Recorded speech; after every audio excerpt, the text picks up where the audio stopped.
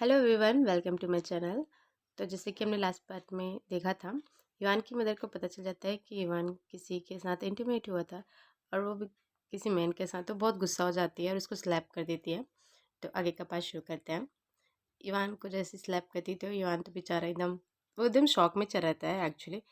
तो वो कुछ बोल नहीं पाता रहता है। उसकी मदर बहुत गुस्से में होती है और बोलती है कि लियो लियो इवान, मेरी बात सुनो, अच्छे से सुनना, ठीक है।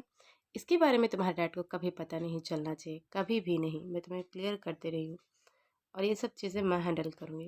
यदि तुम मुझे बताना चाहते हो उस पर्सन के बारे में या नहीं, मैं उसे ढूंढ निकालूंगी। इवान बहुत गुस्से में बोलता है कि आपको क्यों पड़ी है इस सब के बारे में कि मैं फादर को बताऊँ या ना बताऊँ, आप क्यों टेंशन ले रहे हो इस चीज़ के लिए। तो उसकी मदर बोलती है कि रियली तुम मेरे साथ मजाक कर रहे हो क्या, वो भी इतने सीरियस टॉपिक पे। इवान बहुत गुस्से में बोलता है, मुझे पता है आप फादर से इसलिए डर रहे हैं ताकि मुझे कुछ खतरा खतरा ना हो। मेरी ये जो पोजीशन है लियो फैमिली में, वो रहना चाहिए, राइट। आप इतनी सेल्फिश कैसे हो सकती हैं मदर। बहुत गुस्से में रहता है। उसकी मदर बोलती है कि रियली तो तुम ये सब सोचते हो, वो भी इतनी शेमलेस बातें करते हुए। इवन गुस्से में कहता है, कभी कभी तो मैं सोचता हूँ कि सीरियसली मैं आपका ही बेटा हूँ ना, आपने मुझे जन्म दिया है ना, मैं कभी भी आपको समझ नहीं पाता। उसकी मदर बोलती कि मैंने तुम्हें एक चांस दिया था, यदि तुम इसे अपने आप हैंडल नहीं कर सकते तो मैं करूँगी, और मैं तुम्हें इस चीज़ के लिए बिल्कुल फोर्स नहीं करूँगी। और तुम याद रखना, जब वो बॉय मिल जाएगा मुझे तो उसके साथ मैं क्या करूँगी ये मुझे भी खुद नहीं पता। इस चीज़ के लिए तुम्हें रिग्रेशन नहीं होना चाहिए, ठीक है। इवान बहुत गुस्से में हो जाता है और वो जिसकी इंजेक्शन लगा रहता है उसके हाथ पे, उसको निकाल देता है, जिसकी वजह से उसका खून गिरने लग जाता है, जिसको उसकी मम्मी देखिए बहुत ही टेंस हो जाती है। इवान अपने बेड से उठ के अपनी मदर के पास जाके बोलता है कि यस, मैं शेमलेस हूँ। मैं शेमलेस इसलिए हूँ क्योंकि मैं इस इंसान के साथ सोया था, राइट। और आपको क्या पड़ी है इस बारे में, आप तो कभी मेरी केयर ही नहीं करते, कभी पूछा ही नहीं कि मुझे क्या चाहिए, मेरे लाइफ में क्या हो रहा है, और आप ये सब। और फिर वो रोने लग जाता है इतना ही बोलते। मुझे पता है आप सिर्फ अपनी पोजीशन के बारे में सोचते हैं कि आपका पोजीशन कहीं अफेक्ट ना हो, जिसकी वजह से उसकी मदर फिर से उसको एक और स्लैप लगा देते हैं, जहाँ पर मुझे बहुत बुरा लग जाता है युवान के लिए। उसकी मदर बोलती कि रियली तो तुम्हें ये सम्मान की बातें लगता है कि तुम किसी लड़के को पसंद करते हो, और तुम इतने चिल्ला चिल्ला के बात करो जिसे सारी दुनिया सुन सके, है ना। युवान, क्योंकि उसकी मदर ने स्लैप किया रहता है तो उसके लिप्स के कॉर्नर से भी ब्लड आने लग जाता है। और युवान बहुत गुस्से में बोलता है कि आपकी क्वालिफिकेशन क्या है कि आप मेरी केयर करें, आप मेरी कभी केयर नहीं करते हैं, आप मुझसे कभी प्यार नहीं किया है, बस आपको इस लो फैमिली की पड़ी हुई है। हर बार आप मुझसे यही तो कहते हैं ना, काश मैं आपका बेटा ही नहीं रहता, काश। और वो अपनी मदर को धक्का देते हुए वहाँ से बाहर निकल जाता है। और क्योंकि उसकी मदर वैसे ही उनकी बातों को सुन के बहुत शॉक हो जाती है, बट वो उसको फॉलो करती, बोलती है कि लियो लियो रुको, रुको मेरी बात सुनो। और उसके जो अंकल वो रहते हैं वो उसको रोक देते हैं, बोलते हैं कि यंग मास्टर आप कहीं नहीं जा सकते इस हालत में, बिल्कुल भी नहीं, देखिए आपको कितना ब्लड लॉस हो चुका है। उसकी मदर के बोलती कि लियो लियो रुको। तभी उसको ब्लॉक कर देते हैं।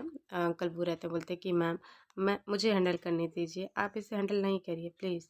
फिर उसकी मदर कुछ नहीं बोलती है, जाते हुए बोलती है कि ठीक है, यदि तुम इसे अपने तरीके से हैंडल करना चाहते हो तो करो, मैं तुम्हें आखिरी मौका दे रही हूँ। पर याद रखना, तुम्हें इस बारे में अपने डैड को बताने की कोई ज़रूरत नहीं है, वरना तुम जानते हो कि इसका अंजाम क्या हो सकता है।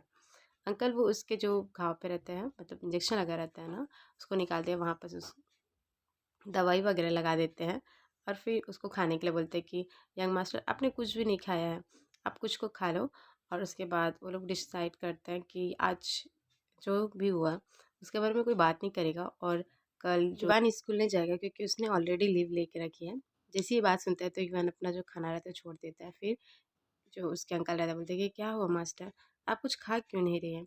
युवान बहुत सोचने लग जाता है, मन में सोचता है कि डैड ने बस इसलिए क्लास छोड़ दिया क्योंकि युहान अंकल गू का बेटा है। यदि उसे और मेरे बारे में पता चल गया तो युहान का क्या होगा।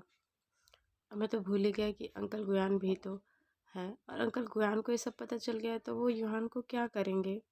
और वो बस इतनी सी बातें सोच के बहुत ही रोने लग जाता है और सोचता है कि युवान तो इन सब चीज़ों में पड़ गया सिर्फ और सिर्फ मेरी वजह से, मैं क्या करूँ, ओ गॉड मैं क्या करूँ।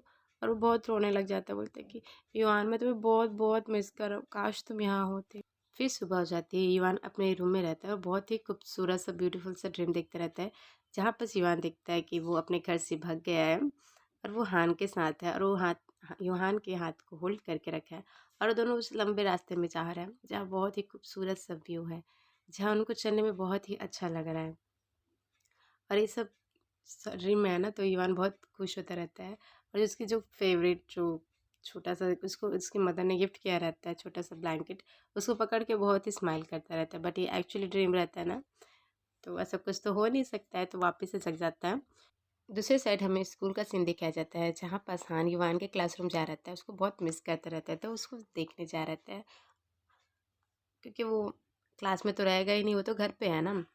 तो हान उसको कॉल करता है दूसरे साइड युवान, उसके कॉल को देख के बहुत ही शॉक्ड रह जाता है, क्योंकि बेड में रहता है। बोलता है कि क्या, हाँ ने कॉल किया है। और वो जल्दी से बस ग्लास पानी पीता है, अपने आप को स्टेबल करता है और बस कॉल पिकअप करता है।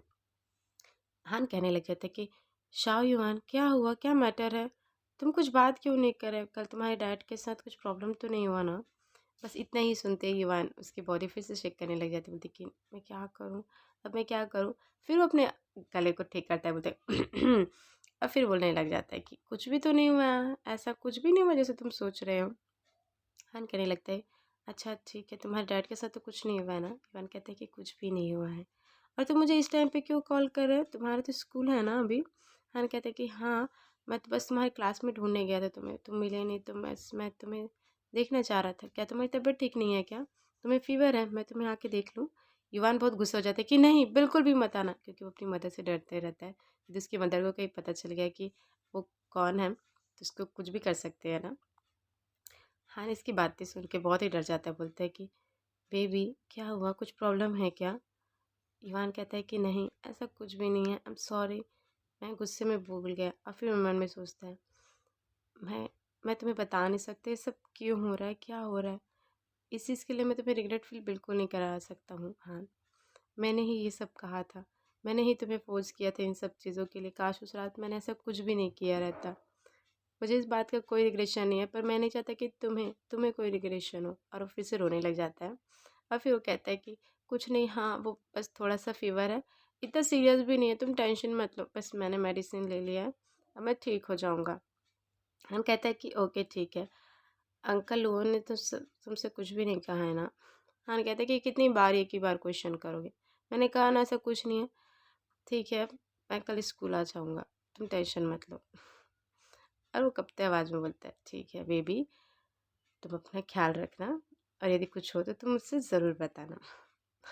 इतनी सी बात सुन के ईमान बहुत रोने लग जाता है कि काश मैं तुम्हें अभी देख सकता। ठीक है, मैं तुम्हें बस ढूंढते हुए आ रहा हूँ, तुम कहाँ हो अभी, कहाँ मिलोगे मुझे।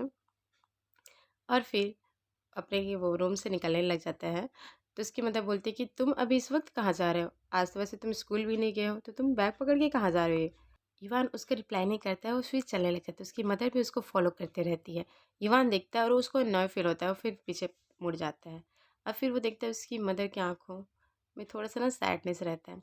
उसकी मदर कहती है बेटा, तुम कहाँ जा रहे हो, तुम्हें पता है ना ये तुम्हारा घर है, तुम समझते क्यों नहीं हो। मुझे पता है तुम मुझे अपनी माँ मानो या ना मानो, मैं तुम्हारी माँ हूँ। यहाँ पर सब बहुत ही सैड रहती है। बट इवान बहुत गुस्से में बोलता है रियली, आप मम तब बनती हो जब आपको ज़रूरत रहती है, तब नहीं जब मुझे आपकी ज़रूरत रहती है। आप हर बार ऐसे ही करते हैं। वह बहुत गुस्से में चला जाता है। तो आज का पार्ट मैं ही ख़त्म कर रही हूँ। I hope you like this video. Thank you for watching.